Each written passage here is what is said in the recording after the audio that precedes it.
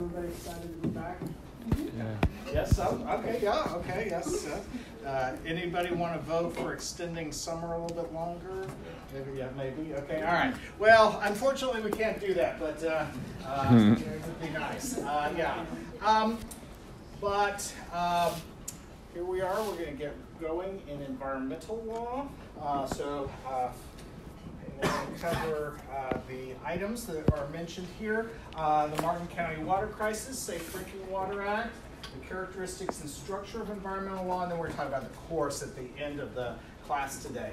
A couple quick things. I'm excited about teaching this class. I love teaching this class. I love all y'all. So I think that's a good combination. And so that'll be good. This is just an introductory class. We're going to dive into more of the substance starting in the next, well, it's actually not a class, it's the next assignment and so forth. I will have PowerPoints in some, but not all of the class sessions, and I will post the PowerPoints afterwards. I know some of you would prefer to take notes with the PowerPoint, but a couple things. One is, you will actually take better notes if you have to take them in addition to the PowerPoint. They kind of end up reinforcing each other that way. And the other thing is that we know from research when people actually have the PowerPoints, they're not actually engaged in the class. They're looking at the PowerPoint slides on their screen. So we'll have this up here at the front. And then the PowerPoints will be posted. And it won't be the moment class is over. It'll probably be sometime later this evening or first thing tomorrow morning or something like that. But I'll put them up then. So welcome to Environmental Law, the class where you have pictures in your syllabus. I'll be like, how cool is that, right? But the part of the point here is there's a serious point to this, which is that the practice of law is not all just old words in old law books, right? I mean, it's not just all Supreme Court reporters from 100 years ago and that kind of stuff. It's important. And we definitely will spend a lot of time and a lot of words, including statutes and regulations, as well as cases.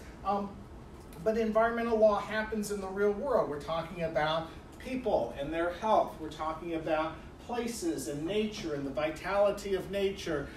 And that's the environment, and that's the subject matter. So we get pictures along with what we're doing in class.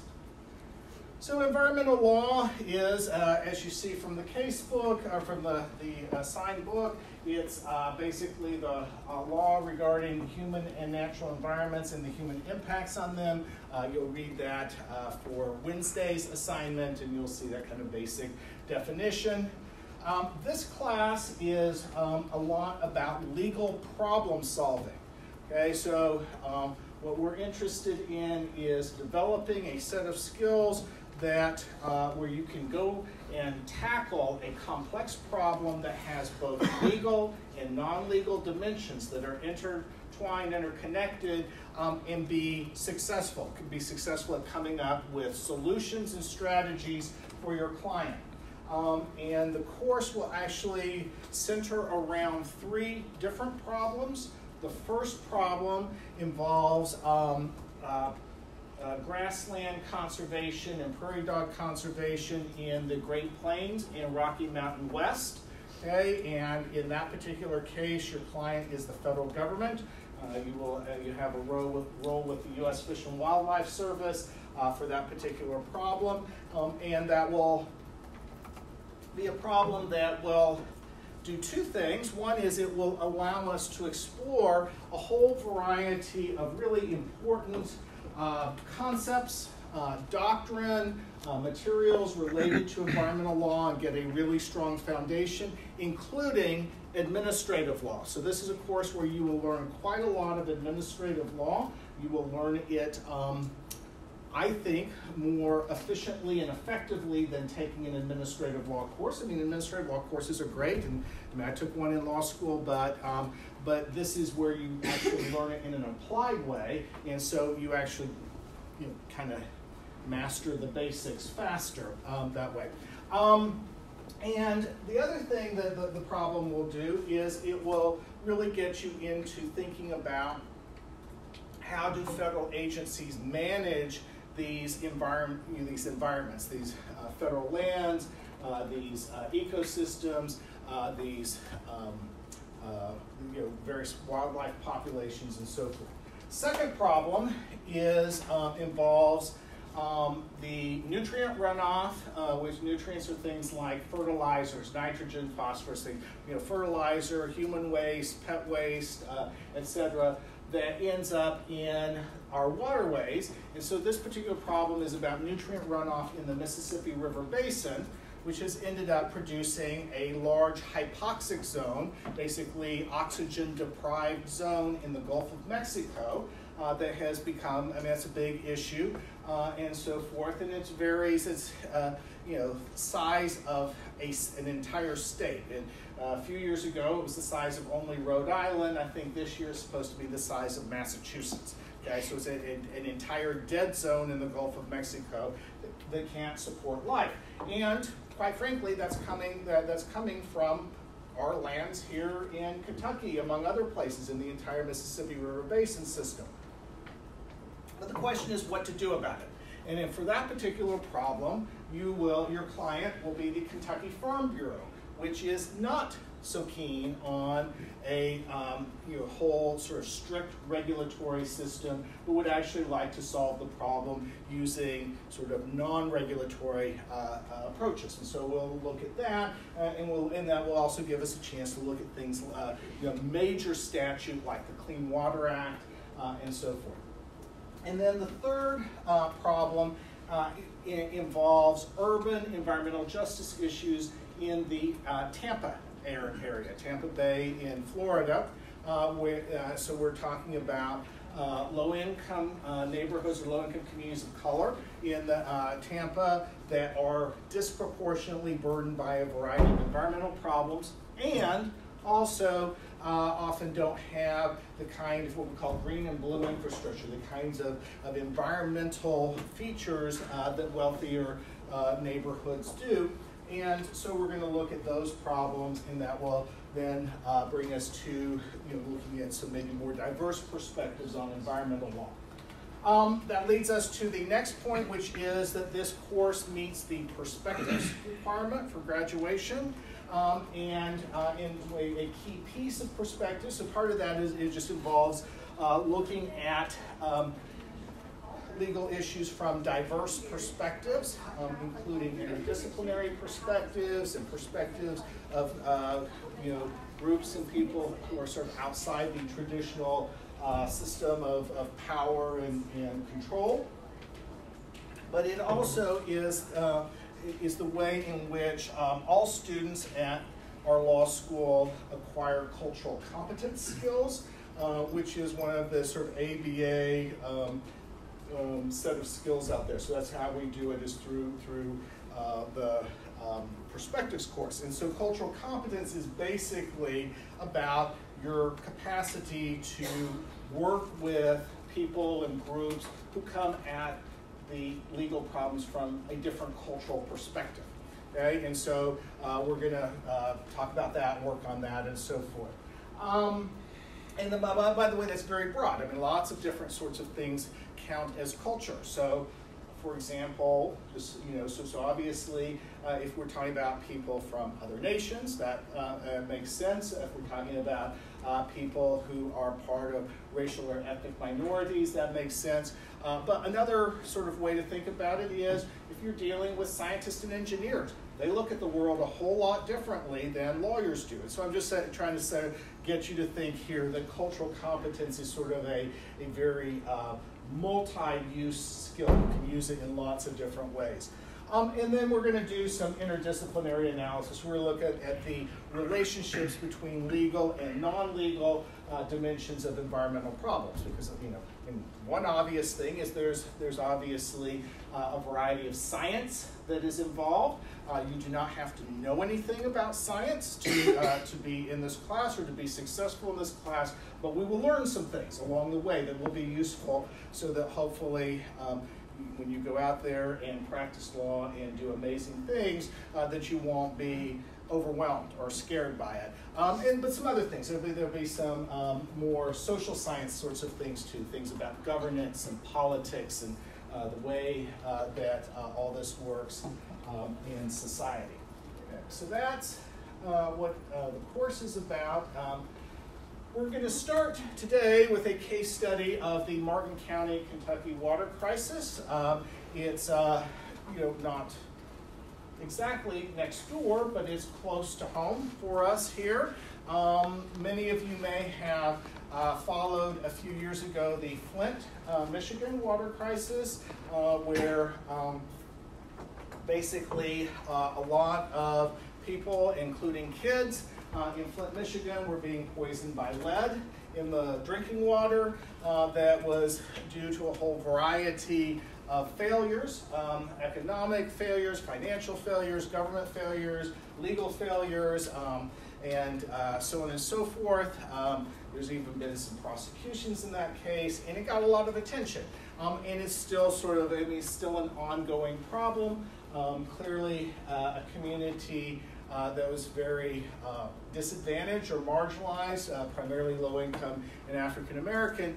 But in the last couple of years or so, the national media, as well as the local media, have started paying a whole lot more attention to the sort of next drinking water crisis happening right in eastern Kentucky, in Martin County. So let me first ask, how many of you have been to Martin County?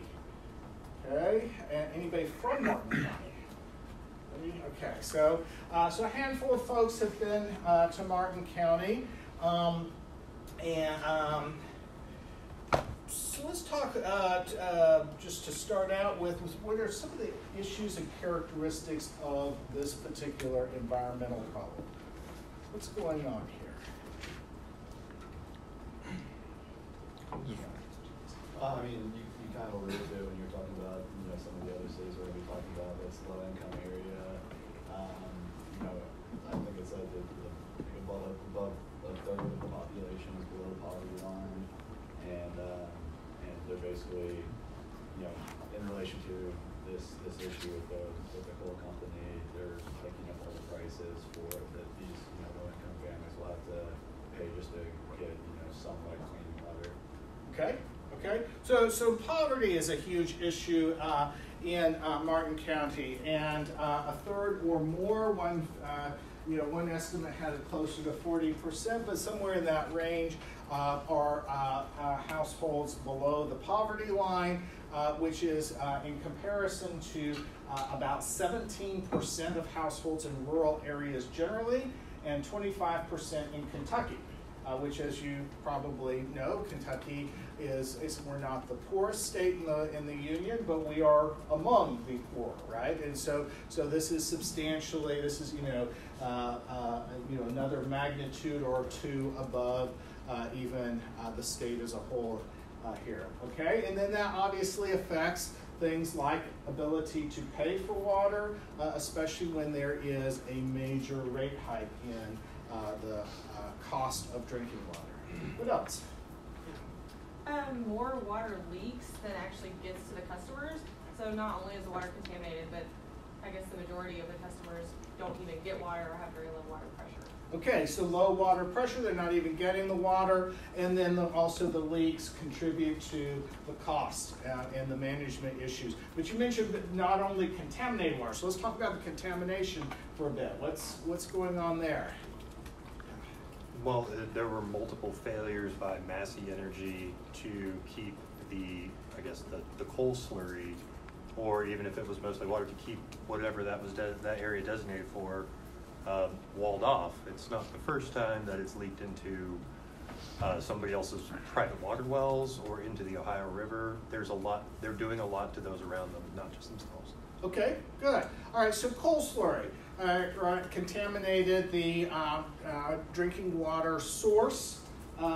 Sources in Martin County, other counties as well. I think they said 10 counties total. But let's talk a little bit about. Okay, does anybody know what coal slurry is? Anybody? Good. It's just like the waste that runs off from basically mining coal. Okay. Chemicals in it. Okay, good. Good. If I remember correctly, what they filter all the byproducts through the water with the idea that it sinks, and then they can dredge the water and take out all the, I guess, non-toxic, like selenium and all that. Okay, good. Good. They just said in the article it was like black lava. Right. When it busted, like it was just like feet of black lava leaking onto everything that was around it. Right. So it's kind of sludgy, thick, syrupy, but liquid as well, right? So it moves and so forth, and sort of like a lava flow, right? Okay, and so it's the coal waste, and so it's this combination of the solids and the liquids and so forth, but it has a variety of contaminants in it, that some of which are non-toxic, but some of which are toxic, okay? And so, okay, and so we talked about that, it was being held behind sort of berms or earthen walls. I think they said there's as tall as 18 feet, which is, that's, to me, that sounds pretty tall, and so forth. But they failed. Okay, and that there's sort of this history of these things failing and so forth. This is one of these kinds of issues that comes up a lot in environmental law. We do things to minimize the likelihood of some sort of contamination or some sort of disaster or event that's going to cause exposure of people to pollutants or that's going to cause some sort of harm to the environment. So we take these measures in environmental law often prescribes how that has to happen. There's usually regulations in place, certain standards, there are governmental authorities that have to approve this, and so forth.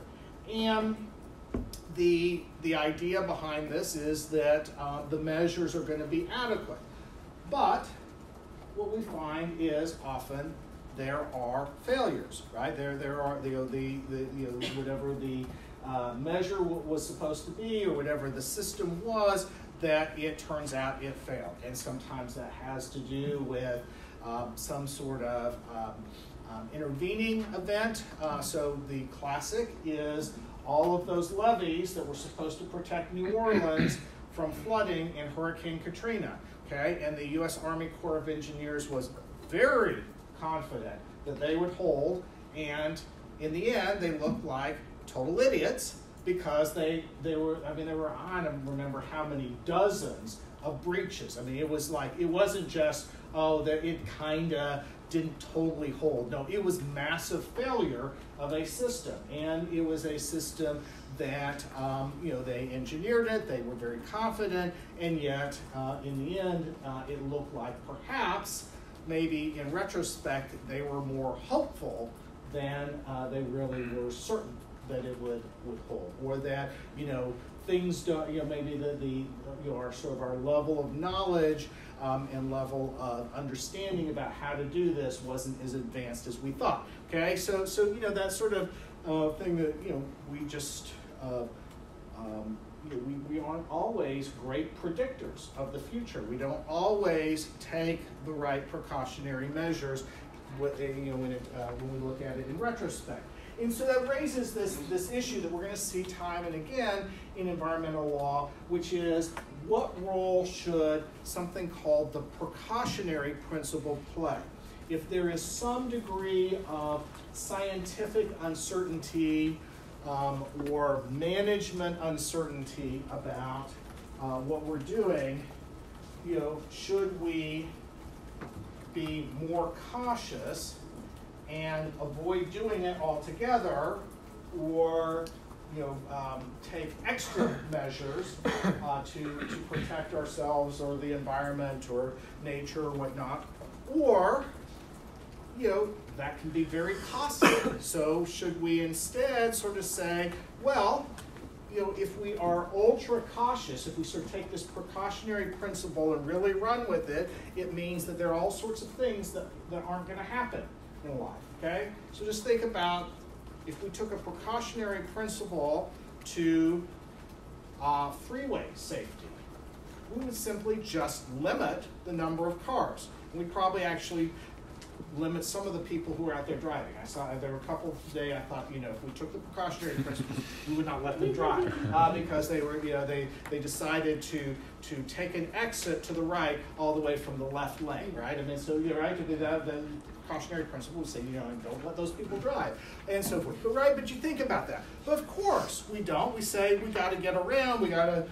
We got to get here and there. We've got to have this freeway system, and so that's just a sort of very simple, rough example to get across the point that there are some very real choices that have to be made about how much caution you take, because it involves cost, it involves trade-offs, right? And so that's going to be one of the big issues in environmental law.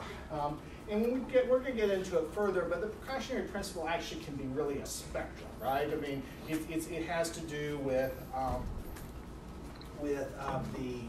how much caution you take. But nonetheless, in this particular case, it would appear that that with this coal slurry, not a lot of precaution. Yes, there were these sort of engineered mechanisms that were supposed to hold, but given the amount of failure, that not only was this a catastrophic failure, but it also seems to be that there have been multiple failures, that maybe that's not working so well. So why does our government, or why does our society allow that kind of thing to happen?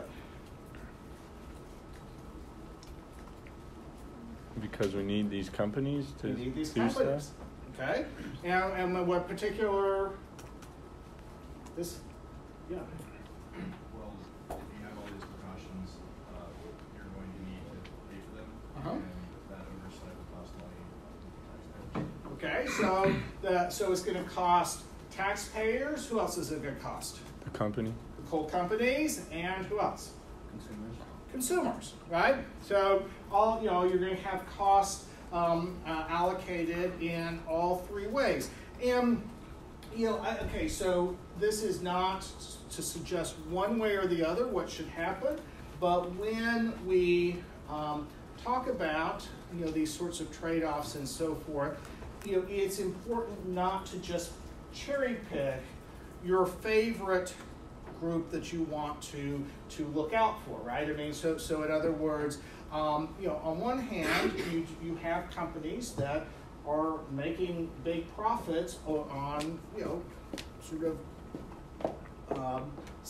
on taking measures that could be made somewhat safer, right? But that would cut into their profits. And so we just got we can't ignore that. That's happening. On the other hand, if it's all the big rich companies and their shareholders and their corporate executives that are all, making money off of, our poor health and our environmental problems, okay, you got to deal with the fact that, okay, that's also driven by the fact that we don't want higher electric rates, we don't want higher tax rates, right? I mean, right? It's it's not just them and us. It's right. You see what I'm saying? So we do have to kind of wrestle with the fact that there are choices that have to be made.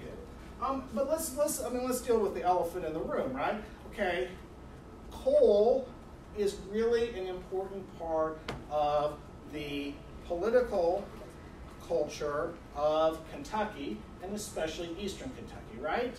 Right? I mean, the power of the coal industry, the dependence of people and their jobs and their livelihood on coal, right? I mean, I mean, you don't have to be in Kentucky very long to realize that, you know,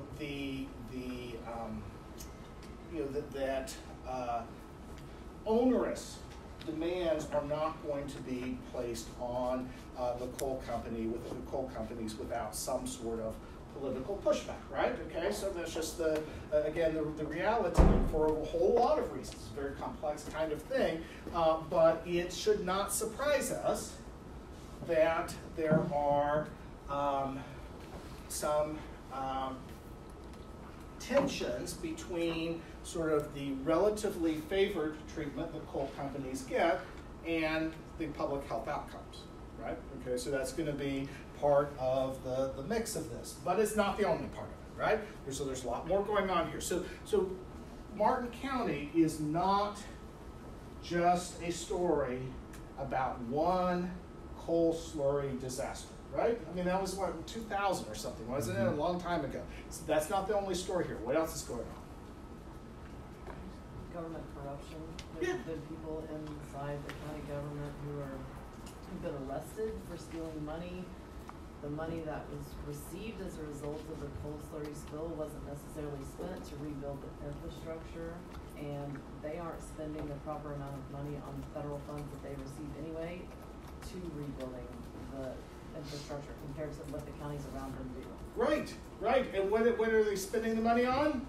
The courthouse. The fancy schmancy courthouse, right? It's very nice, right? Mm-hmm. But it's, yeah, right. But that's exactly. So, and actually, since since the write-up from Food and Water Watch that you got, there's another round of prosecutions that are underway for a grant that was supposed to be used.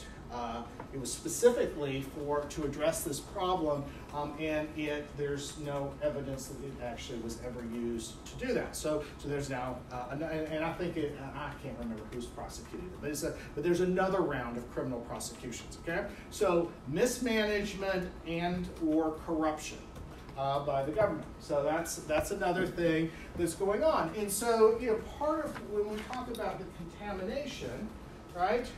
We're talking about the fact that you've got all this leakage. There's not enough water pressure. The pumps aren't, they fail. The water treatment system is poor. The pipes are poor. Basically, the infrastructure is old and inadequate. And by the way, it's worse here, but that is generally true of most of the public water systems in the United States. This is a huge, huge issue that's lurking out there. That's a big part of the Flint system. And by the way, Louisville has almost completely replaced every lead pipe. Okay, there's a few still out there, but they've got a program and they're spending the money doing it. And when Professor Saltzman, one of the co-authors of the book, when he was here in the spring, he was blown away by that. Louisville is by far, for the size city, we are by far ahead of most other cities. Okay, so so when we talk about drinking water system infrastructure, now I forget the exact name, but it's something or other civil engineers, some civil engineer group, professional group, right? It'd be like the ABA for us or whatever, but it's the civil engineers. They have given the nation's drinking water infrastructure a grade of D, okay, which is only slightly better than F, but that is, and it's probably Louisville's bringing it up, right? I mean, so this is not just Martin County. This is a problem, and it means contamination of the drinking water, the ways that the chemicals interact with the system, the ways in which the water's treated, etc. So part of the problem here is the ways in which the disinfectant chemicals are interacting with the intrusion of soil and other kinds of natural materials that are getting into the water pipes. Okay, that's a big one, and it ends up resulting in a chemical compound or chemical compounds that are cancer causing. Okay, so and you don't need to know the chemistry. Just be aware that that's what's going on here. So that's not coal slurry. That's a whole nother sort of dimension. All right. So another problem that is going on here is that you're talking about delivering the water in what kind of geography? Mountainous. That raises all kinds of problems related to the amount of pressure that's needed. Okay. So if you live almost anywhere in Louisville, gravity is helping the distribution of water from our Crescent Hill treatment plant. Okay. So there's some exceptions. There's some, but gravity is our friend here. That is not. It means the opposite in Martin County. So let's take a look. Oh, by the way, just War on Poverty, okay, by Lyndon Johnson presidency, so 1964, okay, was started right here in Martin County. Very famous. It's a famous picture. It's a famous visit, and so forth. And some things were done. It's somewhat better, but it's still right. It's still very persistent. And so that sort of takes us to some of these broader points. So we have contamination of public drinking water, types of contaminants, quantities and concentrations of contaminants, frequency. So notice the number of boiled water advisories, which basically means that the water is unsafe to drink. Human health effects, so we talk about cancer and other sorts of things, people getting sore throats and whatnot, and the social and economic effects. So, the cost of treating all this is going to be clearly financially costly to people who don't have the money. And you also read about how much people are spending on bottled water. Okay, so they pay for the water service to their home plus bottled water on top of it. We have the sources of public drinking water being contaminated. So that's where we talked about the coal waste and so forth. The cost of drinking water to consumers, the infrastructure problems, the system management and governance, or mismanagement and corruption, as the case may be. Poverty, rurality. Okay, so this is basically the rural nature of Martin County. So when we talk about rural communities, we have some significant problems with respect to any kind of public service or public infrastructure because you have relatively low population densities and they're spread out. So it's very costly to get the services or provide the services across across everybody, but you also don't have the scale to do it in a sort of an economically efficient way, right? I mean, it's so much easier to distribute water to a lot of people in a compact urban area than it is a small number of people in a very spread out area. In addition,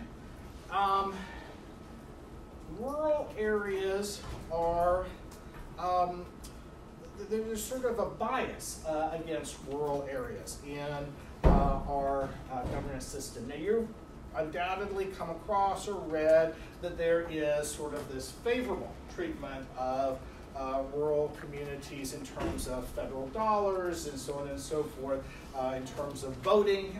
So, Wyoming has as many U.S. senators as California does, that kind of stuff, blah, blah, blah.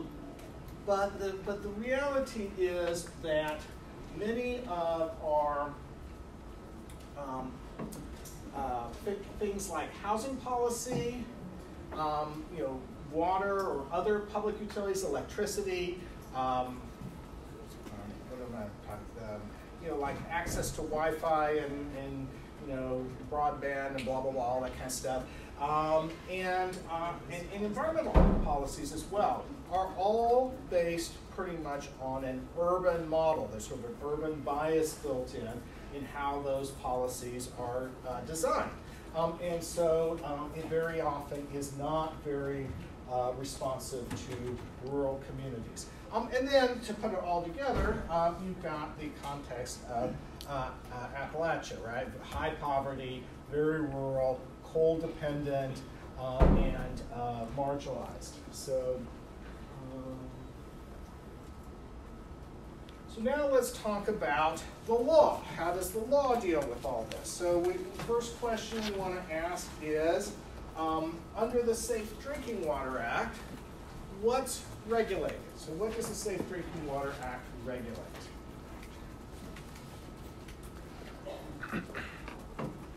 It's really kind of mostly two big things. Means public water system. Yeah, all public water systems, right? All public water systems, and those include things that may be more transient, like campgrounds and stuff like that. So all public water systems, big, small, you name it.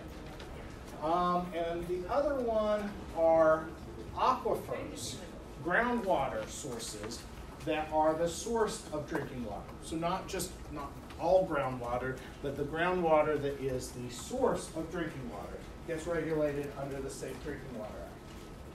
Okay? And so that's what's regulated.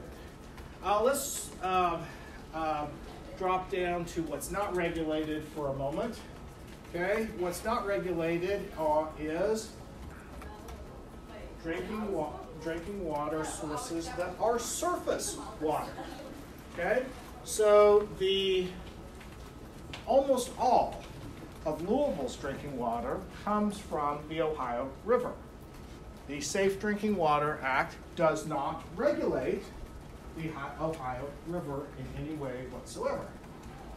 Now, the Safe Drinking Water Act does regulate what the Louisville Water Company does in terms of, treating it, distributing it, so on and so forth. But while it's still in the Ohio River, if some entity dumps a huge concentration of dimethyl terrible stuff, whatever it happens to be, just making something up, it's something bad, right? That's going to be bad for our drinking water. That is not a violation of the Safe Drinking Water Act. It is a violation of the Clean Water Act, but the Clean Water Act is focused on what we call ambient water quality standards. So the overall, it's focused first of all on discharges into the Ohio River, or discharges into bodies of water, and secondly, what the overall quality of the Ohio River is, but not necessarily with respect to it being a source of drinking water. Yeah? So it's kind of interesting how environmental law separates these two. What about what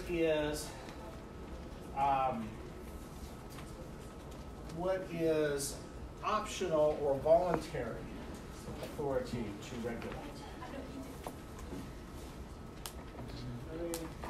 See anything there?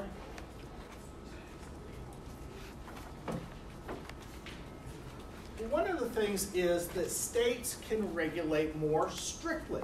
Okay, the Safe Drinking Water Act sets the minimum federal baseline, but it allows states to regulate more strictly. So states can come up with standards for the public water systems in their states that are more stringent than than under the federal system. Okay?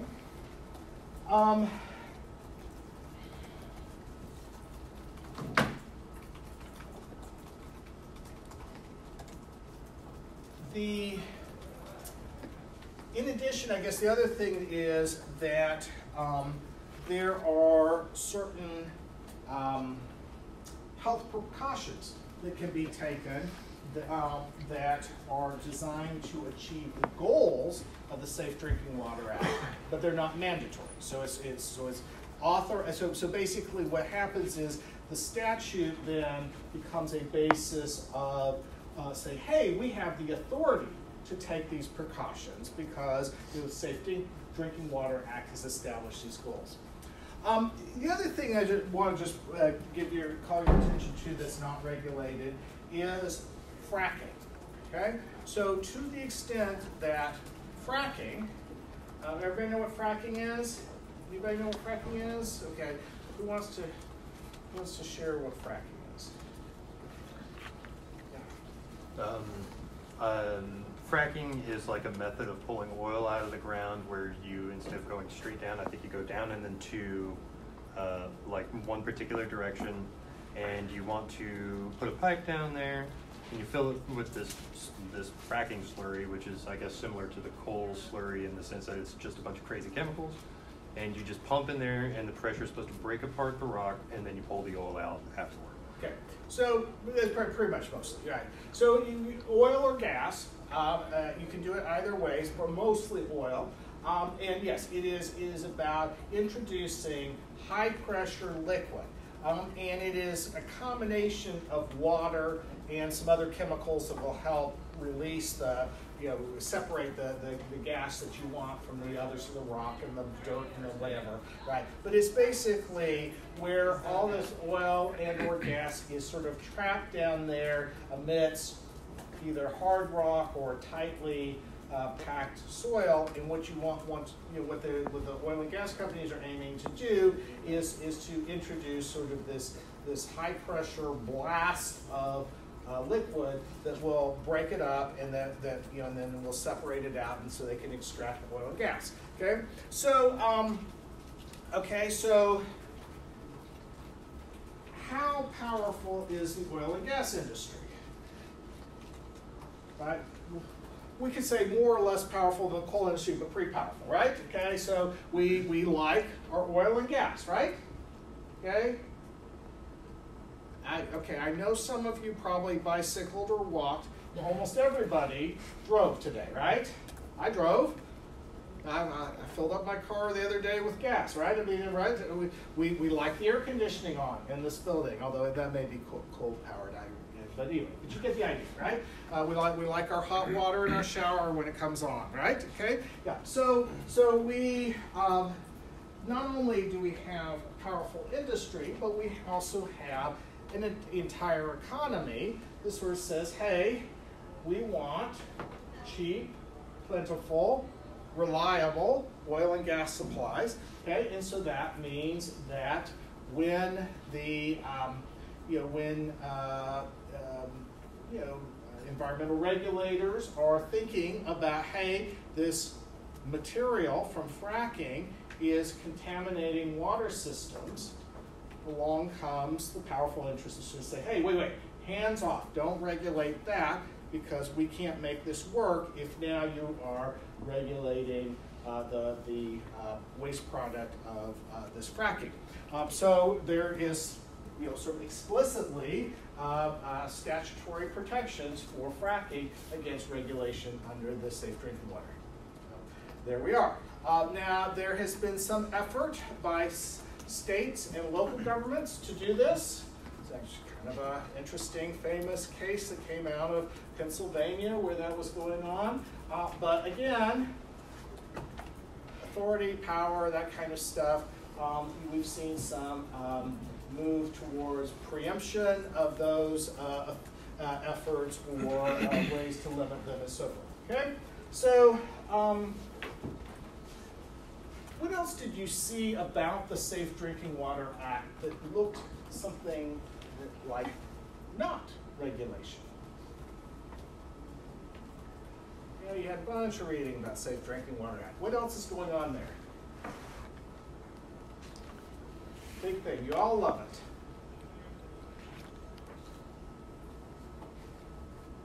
Money, right? Right? The revolving fund. Anybody see the revolving fund? Yes? Right?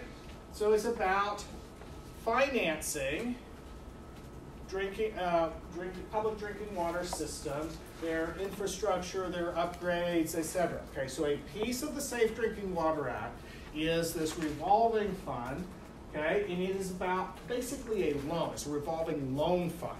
What does revolving mean? Okay, so yes, we could probably imagine the bureaucrats spinning around and around, but that's not what it's about. It's about that it's a loan, and so local governments get them for no interest or low interest, but they have to pay them back. And the revolving means that money goes back into the loan fund. It doesn't go back to the general fund, to be used for something else. It goes back into that particular fund so that then more loans can be made to more local public water systems. Okay, so that's the idea. And it is designed to deal with the fact that there are these tremendous infrastructure costs that local public water systems simply do not have the capacity to address if they don't get some funding from somewhere. Okay? Now that's part of what's going on here with the Martin County thing, because they owe a lot of money that they can't afford to repay with the rates that they're charging. So that's part of what's going on with the increased rate. Okay. So then there is, as we talked about, the Clean Water Act, state legislation and regulation of public drinking water systems. States have laws, okay, that regulate public drinking water systems, protect consumers, etc. One of the things that has happened since the writing of the reading that you had is that the Public Service Commission in Kentucky did a couple things. They approved the rate increases, and they actually authorized an additional rate increase because of the big debt that the system has. So the folks in Martin County aren't too keen on that, but they also mandated a complete change in management and the board. Okay, and that's happened. So they brought in and they said, look, this needs to be professional, people who actually know what they're doing. So things are actually improving in the water system there, but it's also at a great economic hardship for people who don't have very much money. But they are working on it. It's become much more professional, much better managed, that a whole bunch of people are no longer on the board, no longer working for the water district, and so forth. And so that is because the State Public Service Commission has the authority to do that. There was some talk about some legislation.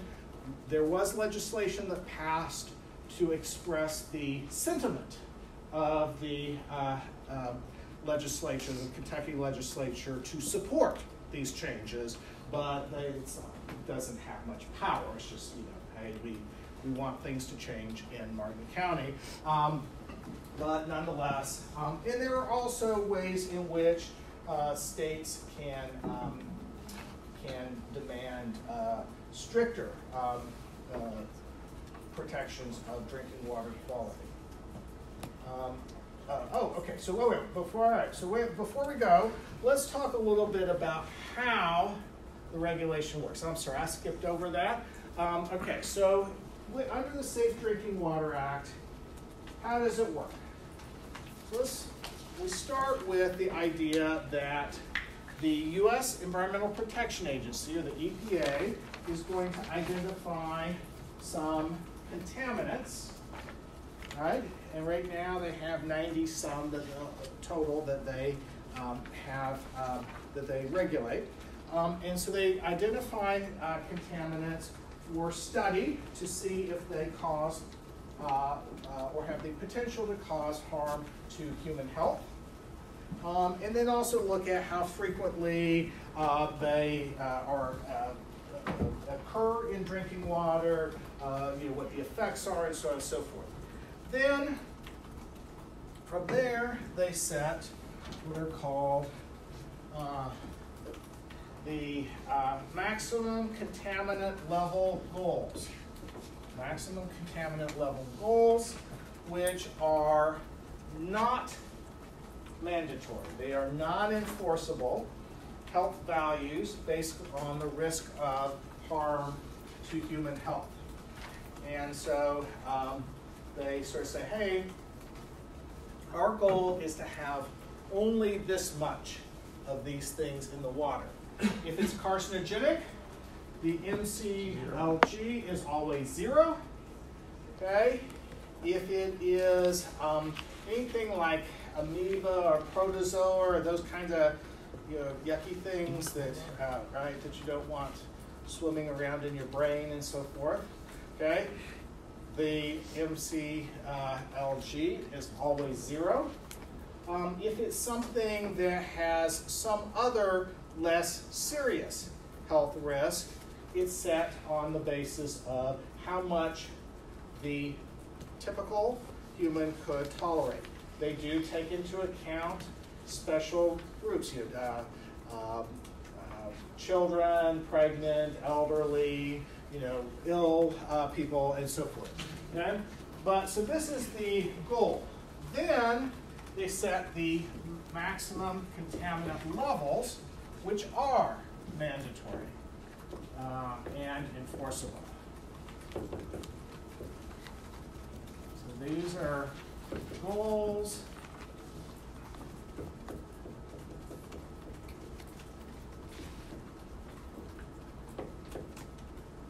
Only.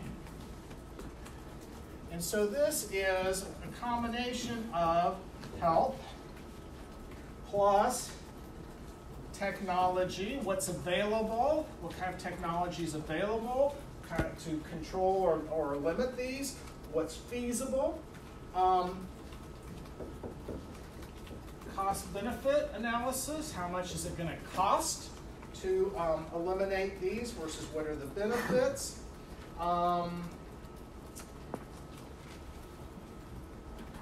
And also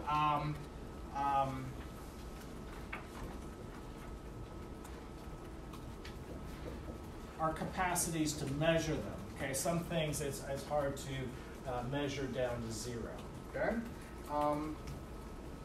if there are contaminants that they're not going to regulate, and by the way, these are called primary standards, by the way. That's another term that gets used. It's called primary standards. And if they, and by the way, without these, all public water systems then have to comply. If they don't comply, they have to bring themselves into compliance and they have to notify the public that there's been a violation. Okay? If a contaminant is too costly to regulate, the technology is not really there to do it very well, we can't really measure very well, but we think it's going to cause a problem for health, they issue what are called health advisories. Okay? Health advisories are guidance only. They're not enforceable, but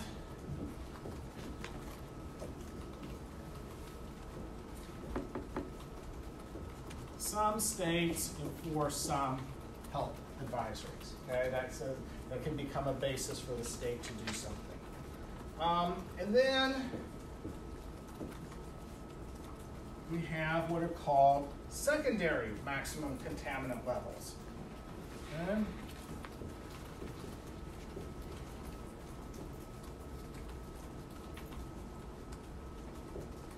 These are things that have to do with things that people don't like. It smells bad, it looks funny, it's causing my teeth to change color, okay? Things that don't harm your human health, right? Don't harm your health, but people don't like. And so these are not enforceable. They're not mandatory, but they are standards out there to guide the public water systems. And again, so you use Louisville as an example. Louisville Water Company puts quite a bit of effort into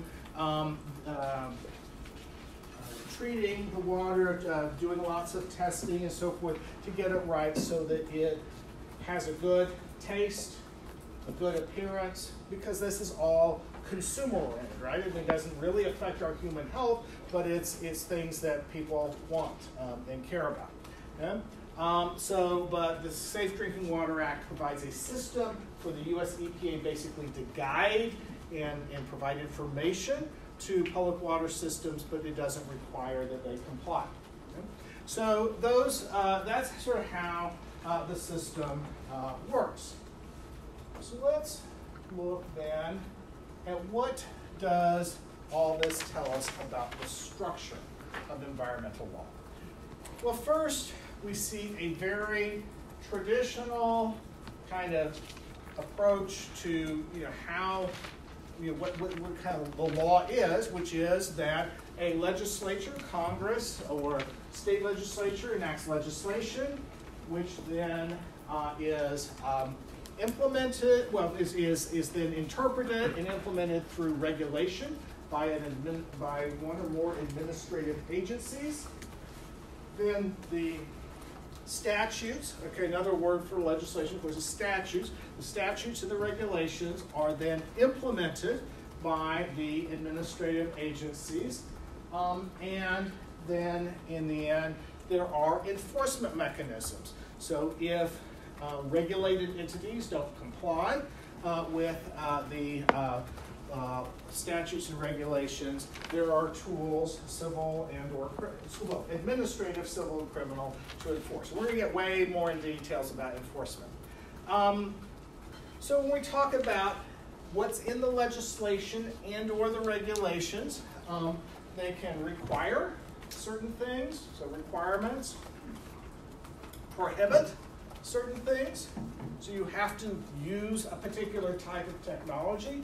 So requiring, you are prohibited from distributing water that violates certain standards. That's a prohibition. Conditions, exceptions, and permits. Okay, so then one thing is maybe it's not quite so clear.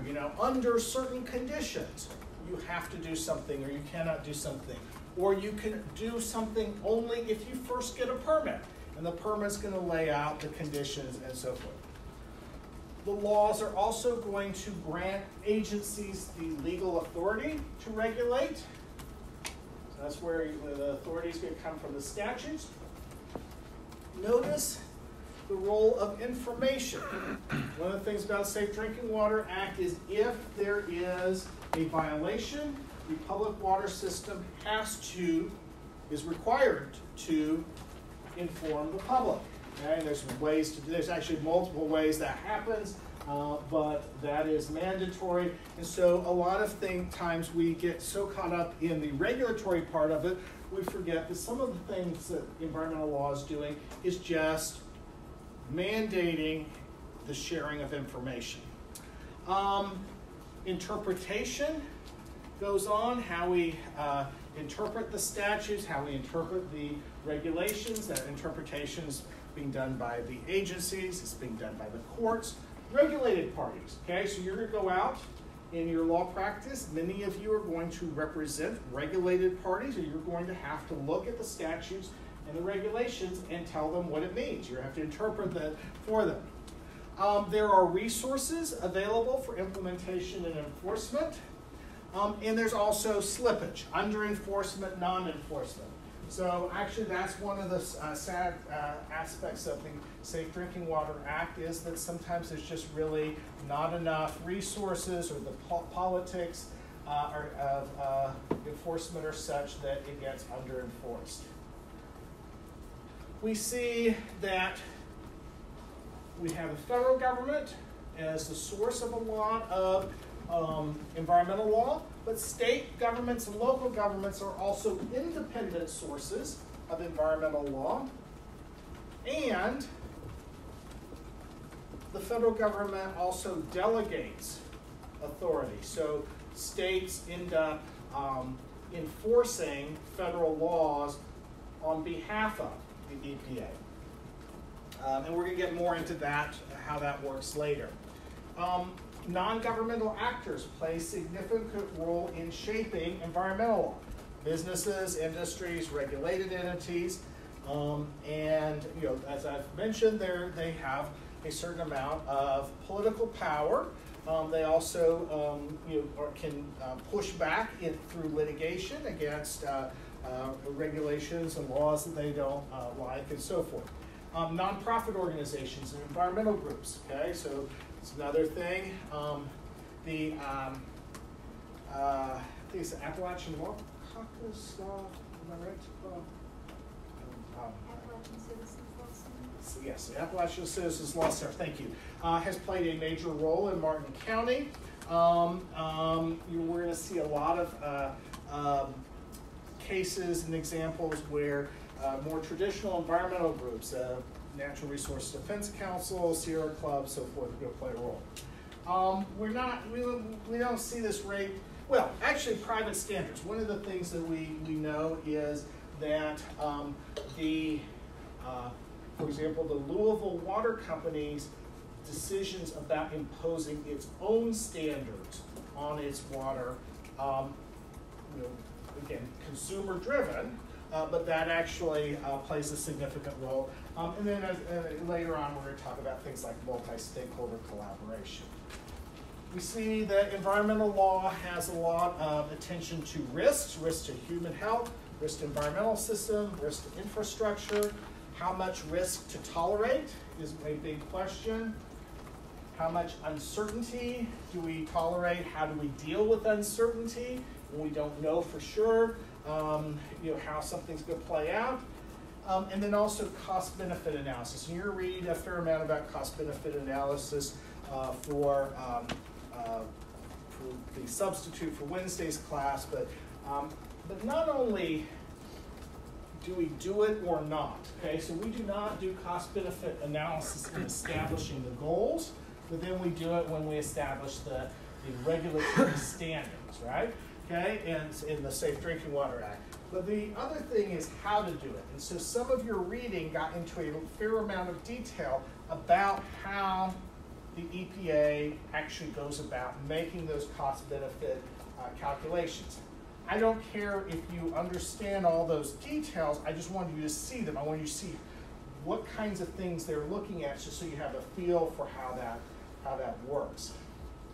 Resources, funding, financing, who provides them, who gets them, and what kind and how much. Politics, public values and attitudes, interest groups, power and money, social movements, environmentalism, environmental movements, that kind of thing, all play a big role. There are inequality issues, justice issues, poverty and class, race and ethnicity, gender, age, present versus future generations, geographic inequalities, and then speaking of geographic, the role of place, the geographic context. And so one of the things we're going to talk about is some of our environmental protection, not Safe Drinking Water Act, but some of our environmental protection is actually place-based. All right, so that gives us about 12 minutes to talk a little bit more about the course. Well, we've already talked about the subject matter, and we've talked about the legal problem solving, the three major complex environmental problems. In fact, it's a perspectives course. I want to call your attention to some things about the syllabus. Okay, so first of all, your one required text to purchase or rent or whatever you do is this. Should be less than $50. It's Saltzman and Thompson softback, not some enormous casebook, and it is a narrative overview of environmental law. Jim Saltzman and Buzz Thompson that just signed my book for me just in the last couple of days out in Santa Barbara, California, where I was at an environmental law law scholars workshop that both of them were at. Actually, Saltzman was the organizer of it out there in Santa Barbara. Buzz Thompson was my professor at Stanford, so he's been around for a while and so forth. But the point is, this is a very readable book, but everything is informative. Okay, so it's so it's easy to do the reading. It's it's not going to take you hours and hours to try to sift through something that Justice Cardozo said, whatever, right? But it's packed full of information about what environmental law is, what the content is, and how it, et cetera. So, but it's also affordable. Then there's going to be a variety of materials either on Blackboard or with hyperlinks where you download it off the internet and so forth. And a lot of those are very much oriented towards the particular problems that we're solving. Okay? The reading assignments vary. Some of them are shorter, some of them are longer. The syllabus lists how long how many pages. When you see a longer reading assignment, two things. One is plan ahead for it, right? I mean, so if you think that you might try to start the reading at 3 o'clock before class, you might not get through it, right? But on the other hand, secondly, don't freak out, because again, a lot of this is not, it's more overview, it's more narrative.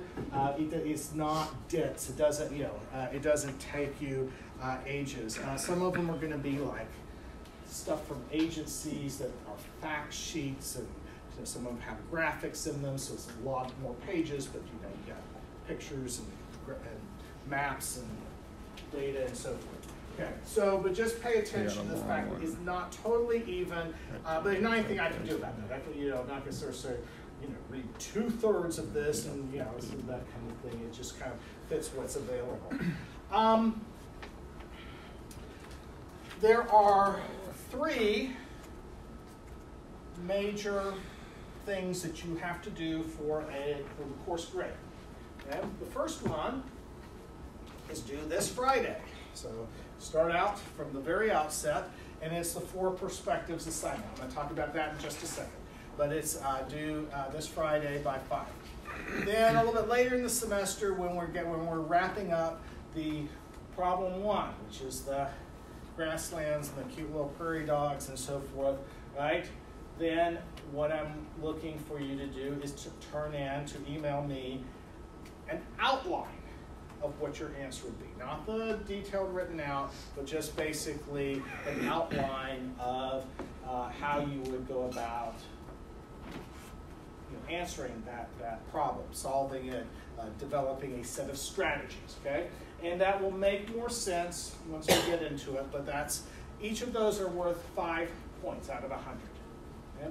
And then the remaining 90, of course, is the take-home, whether you call it an exam or paper. I'm being kind of loose with it because I don't want to sort of fit the law school's definition either way. Okay, so this is kind of a hybrid thing. But basically what it is you're going to write an answer, a set of solutions and strategies to one of the 3 problems. And I'm going to assign which one it is. And later in the semester, I will tell you. You don't just get to pick your favorite one, right? And everybody's going to do the same one, but it'll be one of the 3. So it'll all be stuff that we've talked about in class. It creates a good intersection of incentives so that you're sort of engaged with the problems in class, because you're going to be doing that for your final. Now, I just want to call your attention in here. The grading rubric is in there. It'll give you some sense of how you're going to be evaluated on that.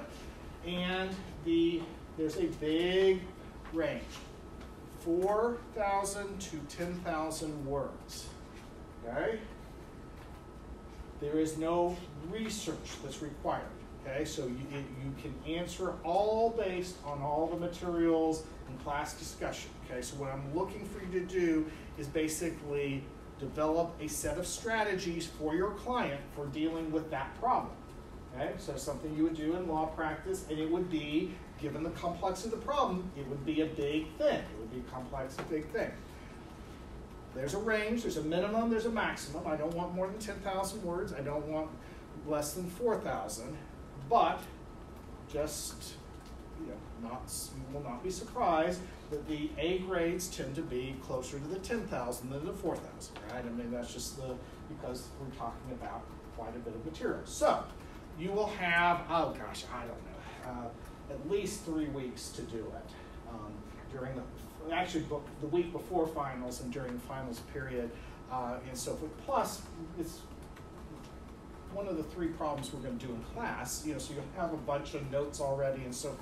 So, it will take you a while, it'll take 2 or 3 days to write it up and so forth, but you can fit it in wherever, right? Does that make sense? So I don't want anybody to underestimate that there's going to be some work involved in that and some thoughtful analysis. But on the other hand, I also want you just to be aware that it's a totally doable kind of thing. So that's going to be how that works. Okay, perspectives assignment. If for some reason you downloaded this before this morning, download it again because there were some typos. I for whatever reason, had a brain freeze and had you analyzing the Franklin County water. Franklin, where did that come from? So anyway, all right. So look at the new one. Basically, use this form. Put your name on the top. Kind of goes through some instructions. Tells you, do today's reading. There's a little illustration of how you might do this if there were like a 5th perspective. I gave a different, but it is a paragraph apiece, right? So you're going to do some reading in here about the 4 perspectives, which are environmental rights, sustainable development, utilitarianism or cost-benefit analysis, and environmental justice. So 4 perspectives, they're all described in the reading. So you read, and you then write about Martin County water crisis, 1 paragraph apiece, and then you'll see it says question, and then it says answer to question 1. Just type it in there. It's a Word document, just type it in there, keep saving your answers very frequently so you don't lose them, and then just email it back to me. Be sure to put your name, beginning, and yes, there'll be all this in-between kind of illustrations and instructions and whatever. Don't worry about that. I'll get to your answers and read them at the end. Okay? Do 5 o'clock Friday by email to me, but we don't meet on Wednesday. Okay, so we're not meeting on Wednesday. I'm actually speaking at the Ecological Society of America National Conference, which is here in Louisville. Okay, we've got 3 minutes left. I know some of you are not in the field study class, but let me just say a few things. First of all, if you're enrolled in this class and you want to be in the field study class, now is the time to add it.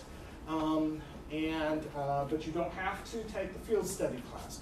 But you have to be in this class to take the field study, or we've got 2 people who took environmental law a couple of years ago that are still here that are going to take it. All right? So, a couple quick things about that. There is reading about factual investigation. There's one on factual investigation, there's one about doing online background research on facts. Okay, they're not long, but you need to read them. Second thing is then you need to do background research, take some notes or pull it together, whatever, on the issues surrounding Floyd's Fork. And sort of the details, some suggestions about direction of your research or some of the issues is in the syllabus for the field study class, right? So you have to go to the field study class, which is 999-02 in your Blackboard thing, and you'll see that, okay? So you need to do some background research and come up with some questions to ask for Friday. So that's number 3, is come up with some questions to ask our speaker on Friday.